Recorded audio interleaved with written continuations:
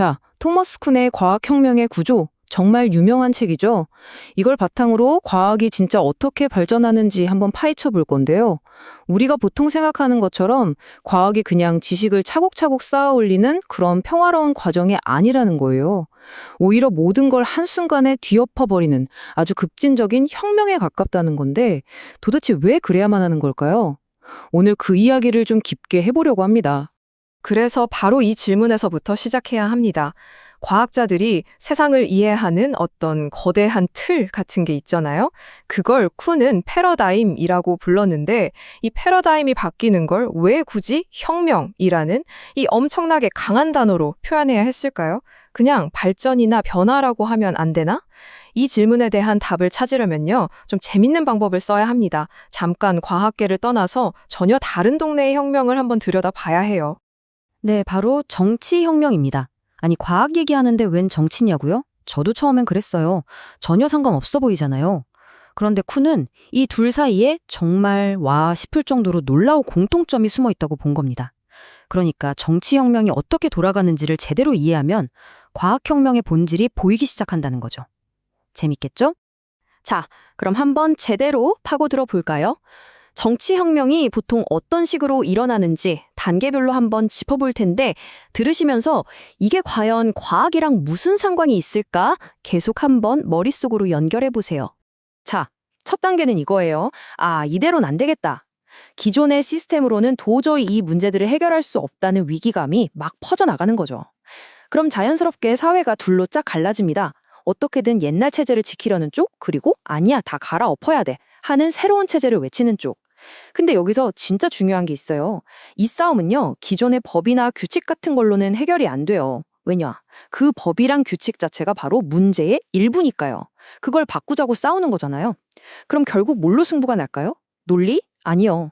결국엔 누가 더 많은 사람들을 자기 편으로 만드느냐. 즉, 설득과 힘의 싸움이 되는 겁니다.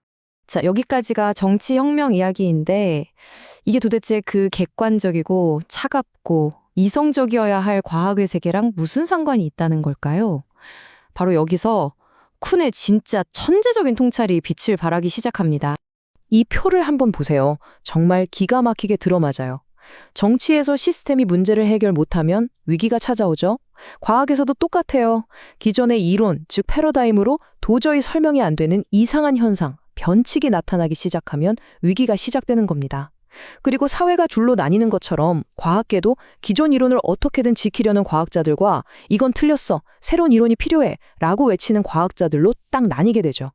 이 싸움은요, 그냥 단순한 논쟁이 아니에요.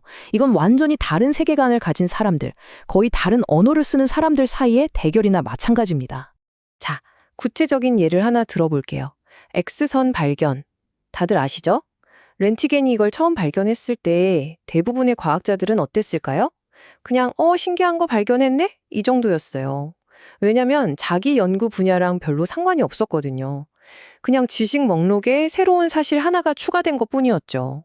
자기 세계관이 흔들릴 일이 없었던 거예요. 하지만 당시 이 분야를 직접 연구하던 최전선의 과학자들, 예를 들어 켈빈이나 렌트겐 본인 같은 사람들에게 X선은 거의 재앙 수준의 발견이었습니다. 왜냐? 자기들이 평생 믿고 연구해온 이론의 틀, 그 패러다임으로는 이게 도저히 설명이 안 되는 현상이었거든요. 이건 그냥 새로운 사실 하나가 아니었어요. 자기들의 세계관 전체를 뿌리째 흔드는 거대한 위기였던 거죠. 보세요. 똑같은 발견인데 누구한테는 그냥 흥미로운 뉴스고 누구한테는 혁명의 시작을 알리는 총성이었던 겁니다. 네, 바로 이 지점. 이 충돌의 순간에서 과학과 정치의 비유는 훨씬 더 깊어집니다. 이건 그냥 의견 다툼이 아니라 두 개의 세계관이 말 그대로 정면 충돌하는 상황인 거예요. 한번 생각해 보세요. 왕정을 무너뜨리자고 외치는 혁명군이 왕이 만든 법 테두리 안에서 토론을 할까요? 말도 안 되죠. 그 법 자체가 바로 타도의 대상이니까요. 그러니까 애초에 공통의 규칙이라는 게 없는 상태가 되는 거예요. 기댈 수 있는 중립지대가 사라져버린 거죠. 과학도요, 정확하게 똑같습니다. 새로운 패러다임이 등장했을 때 이걸 옛날 패러다임의 잣대로만 평가할 수는 없어요. 이건 마치 뉴턴의 고전 역학 법칙만 가지고 아인슈타인의 상대성 이론이 맞는지 틀리는지 판단하려는 것과 같아요. 말이 안 되죠. 옛날 규칙으로 새로운 규칙을 심판할 수는 없는 겁니다. 그래서 이런 패러다임 논쟁은 결국 순환 논증이 될 수밖에 없어요. 이게 뭐냐면 각자 자기 편 논리 안에서는 말이 다 돼요. 완벽하죠. 하지만 그 논리 자체가 서로 다르기 때문에 대화가 안 통하는 거예요. 마치 서로 다른 언어를 쓰면서 누가 더 논리적인지 따지는 것과 같달까요? 공통의 기준이 없으니 객관적인 판단이 너무나도 힘들어지는 겁니다. 그래서 이 패러다임의 선택이 단순히 누가 더 논리적인가의 싸움을 넘어서게 되는 거죠.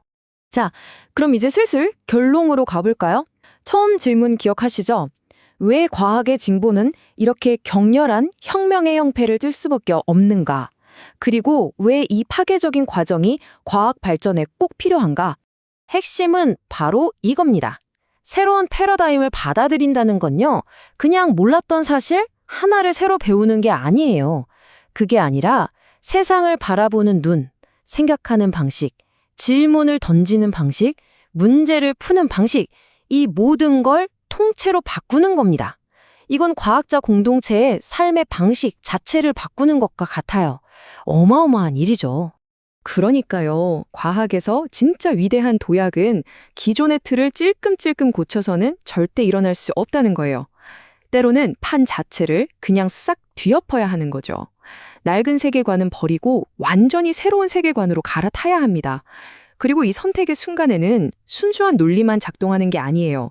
설득, 믿음, 그리고 저 새로운 이론이 훨씬 더 많은 걸 해결해 줄 거야 라는 미래에 대한 비전, 이런 것들이 복합적으로 작용하죠. 쿠는 이걸 거의 개종에 가깝다고 표현했어요. 겉보기엔 좀 혼란스럽고 심지어 비합리적으로 보일 수도 있는 이 혁명의 과정이야말로 사실은 과학을 계속해서 앞으로 나아가게 만드는 진짜 힘이라는 겁니다. 자, 마지막으로 여러분께 이 질문을 한번 던져보고 싶어요. 만약 쿤의 말이 맞다면 지금 우리가 학교에서 배우고 교과서에서 읽는 절대적인 사실이라고 믿는 것들 중에서도 언젠가는 미래의 과학자들에 의해 그거 옛날 패러다임이었지 하면서 폐기될 운명인 것들이 있지 않을까요? 과연 그게 뭘까요? 한 번쯤 생각해보면 정말 흥미롭지 않나요?